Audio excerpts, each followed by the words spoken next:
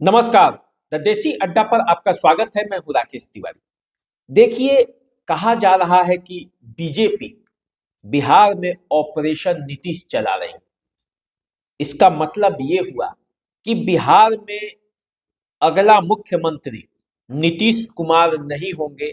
इसके लिए बीजेपी अंदर ही अंदर कोई गेम कर रही है। लेकिन ये कहने और इस चर्चा के बीच सबसे अहम ये है कि आजकल नीतीश कुमार का जो तेवर है वो ये बता रहा है कि नीतीश कुमार रुकने वाले नहीं हैं। नीतीश कुमार झुकने वाले नहीं। एक हद तक नीतीश कुमार को रोका जा सकता है, एक हद तक नीतीश कुमार को झुकाया जा सकता है, लेकिन उस सीमा के बाद न नीतीश कुमार रुकेंगे और न नीतीश कुमार झुकेंगे। इसका इशारा भी नीतीश कुमार देने लगे हैं। और बिहार की राजनीति का चाणक्य उन्हें यूं ही नहीं कहा जाता। बिहार की राजनीति में उन्होंने इस तरह के प्रयोग किए हैं जो ये साफ संकेत देता है कि बगैर नीतीश कुमार के बिहार की राजनीति में कुछ हो नहीं सकता। नीतीश कुमार जरूरी भी हैं और नीतीश कुमार मजबूरी भी है। बगैर नीतीश कुमार के न राजद सत्ता में रह सकती है और न बीजेपी। ऐसी परिस्थिति में नीतीश कुमार अपने आप को किस तरह से रोके रखेंगे, किस तरह से आगे अपने आप को मुख्यमंत्री की कुर्सी पर बनाए रखेंगे, इसी बात की आज हम चर्चा करेंगे। देखिए, बिहार के राजनीतिक गलियारे में ये चर्चा है कि भारतीय जनता पार्टी अगला मुख्यमंत्री अपना खुद का बनाना चाहती है।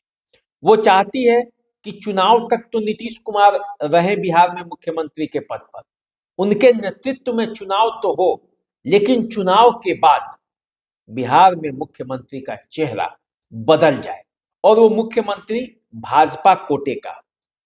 और इसी के लिए बीजेपी तैयारियों में जुटी हुई है। लेकिन जितना इस बात की चर्चा है, उतने ही मजबूती से नीतीश कुमार लगे हुए हैं अपने मिशन पर। अब देखिए, नीतीश कुमार ने जन्मदिन मना लिया और अपने जन्मदिन के अवसर पर जिस तरह से उन्होंने अपना तेवर दिखाया और जिस तरह से बिहार में उनके लिए लोगों ने तेवर दिखाया, लोगों ने जिस तरह से उनके जन्मदिन को मनाया, वो ये संकेत दे रहा है कि नीतीश कुमार अभी बिहार में जमे रहेंगे। नीतीश कुमार की राजनीतिक जमीन पर अभी पकड़ मौजूद है, वो हवा में नहीं उड़ रहे हैं।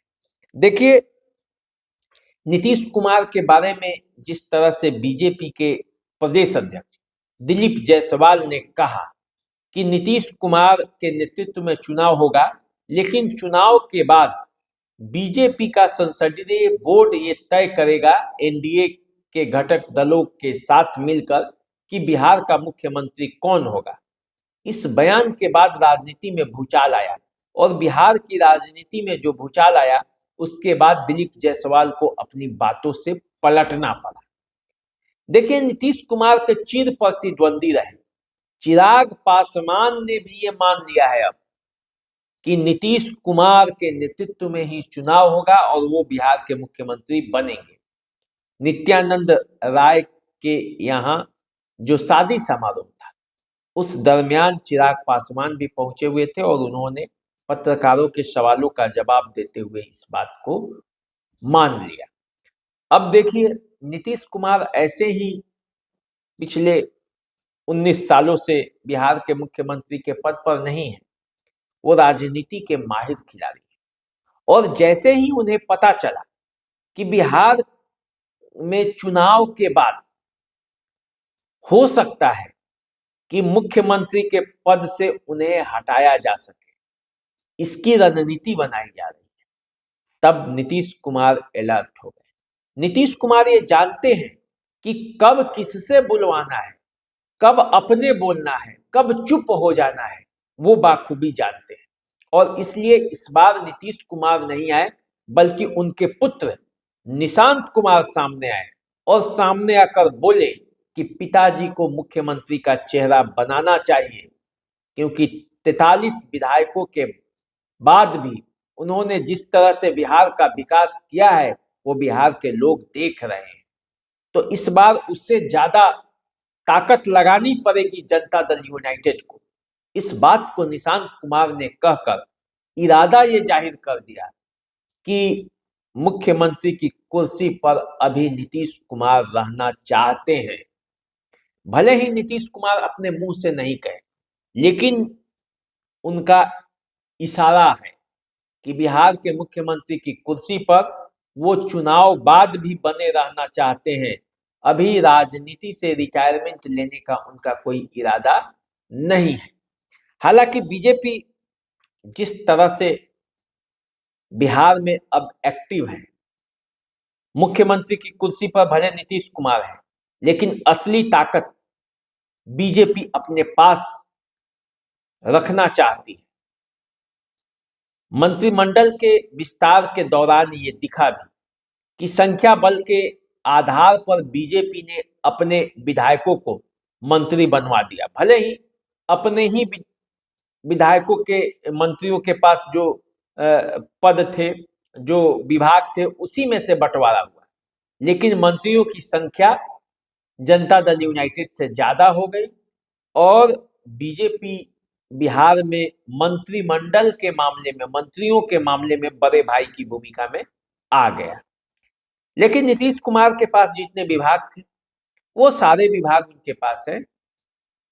वो जिन नेताओं को चाहते थे मंत्री बनाना वो मंत्री हैं। इसके अलावे बीजेपी अपने कोटे के विभागों में ही अपना हाथ पैर मारी।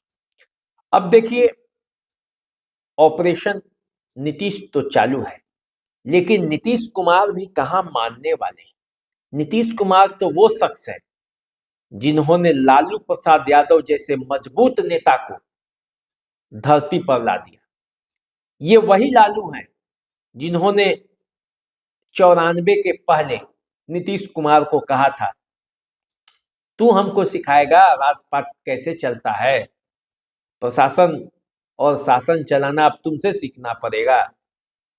वही नीतीश कुमार अगले 10 वर्ष में लालू प्रसाद यादव को ये दिखा दी कि शासन और प्रशासन कैसे चलाया जाता है, ये नीतीश कुमार ही बताएंगे। और नीतीश कुमार ने ऐसा किया कि एक वक्त तब भी आया जब लालू प्रसाद यादव को तेजस्वी यादव के लिए कहना पड़ा कि अब इसको भी जरा राजनीति में आप इसे सिखाइए। देखिए, समय समय की बात है।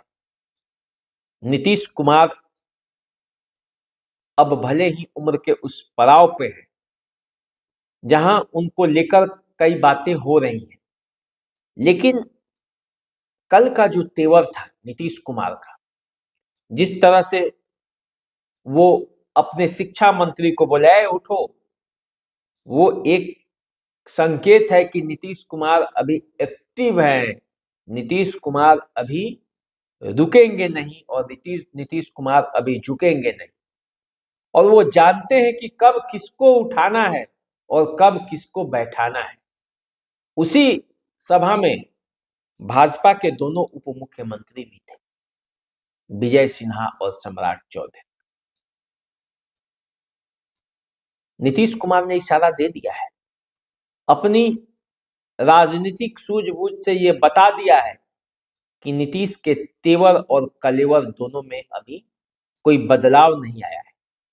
भले ही उनको लेकर कई बातें कही जा रही हो, कहा जा रहा हो कि वो बीमार हैं, वो बीमारी के वजह से वो राजनीति पर उनकी पकड़ कमजोर हो गई है, लेकिन नीतीश कुमार सबके बावजूद गाहे बिगाहे काम कुछ ऐसा करते हैं जो ये संकेत दे जाते हैं कि नहीं, नीतीश कुमार की जो पकड़ है, जो नजर है और जो राजनीतिक समझ है वो अभी बरकरार है, उसमें कोई कमी नहीं आई है और वो अच्छे अच्छे राजनीतिज्ञों को धूल चटाने के लिए अब भी काफी है। तो देखिए, बिहार में विधानसभा का चुनाव है। 2025 के चुनाव में एनडीए अपने सभी घटक दलों के साथ चुनाव लड़ना चाहता है। बीजेपी अंदर से चाहे जो राजनीति कर रही हो, जो राजनीति में जो प्रयोग करना चाहती हो, लेकिन एक बात तय है कि उसके सामने अभी भी नीतीश कुमार चट्टान की तरह खड़े हैं और नीतीश कुमार को लेकर ज्यादा खेल किया नहीं जा सकता। यही मजबूरी बीजेपी के पास भी है कि साथ रहकर भी जो नीतीश कुमार की जो ताकत है पलट जाने की, और बिहार की राजनीति में ये गुंजाइश भी रहती है कि नीतीश कुमार के लिए दरवाजे सभी जगहों के खुले रहते हैं और हर परिस्थिति में खुले रहते हैं। वो दरवाजा जो है लांघ कर नीतीश कुमार चले भी जाते हैं और फिर आसानी से वापस भी लौट आते हैं। ये ताकत नीतीश कुमार को और ताकतवर बनाती है और पलटू राम के छवि के बावजूद वही लोग जो उन्हें पलटू राम कहते हैं खुद स्वीकार करने के लिए तैयार बैठे रहते हैं। तो ये नीतीश कुमार की ताकत है। नीतीश कुमार 2020 में भी जरूरी थे, नीतीश कुमार 2015 में भी किसी के लिए जरूरी थे और नीतीश कुमार 2025 में भी अभी जरूरी बने हुए हैं। तो देखिए 2025 का चुनाव जब होता है, सीटों का जब तालमेल होता है, बीजेपी और एनडीए गठबंधन जीतती है या फिर सत्ता से दूर होती है, ये तो आने वाले समय में पता चलेगा। लेकिन अगर जीतती है तो नीतीश कुमार की वो सधी हुई चाल क्या होगी, वो देखना बड़ा दिलचस्प होगा। और बीजेपी किस तरह से नीतीश कुमार को अपने पाले में लाएगी और पाले में लाकर किस तरह से उनको सत्ता से बेदखल करेगी या नहीं करेगी, ये तो भविष्य के गर्त में है। लेकिन चर्चाएं जिस तरह की है उस तरह की बातें हम कर रहे हैं कि बहुत लोग इस बात की चर्चा कर रहे हैं कि नीतीश कुमार अब जो है 2025 के बाद मुख्यमंत्री नहीं बनेंगे। लेकिन भैया नीतीश कुमार है, रुकते नहीं हैं और न झुकते हैं। तो देखना ये है कि 2025 के बाद नीतीश कुमार रुक जाते हैं या इनका सफर और आगे बढ़ता है, राजनीतिक सफर जो है। आप इंतजार कीजिए, हम भी इंतजार कर रहे हैं।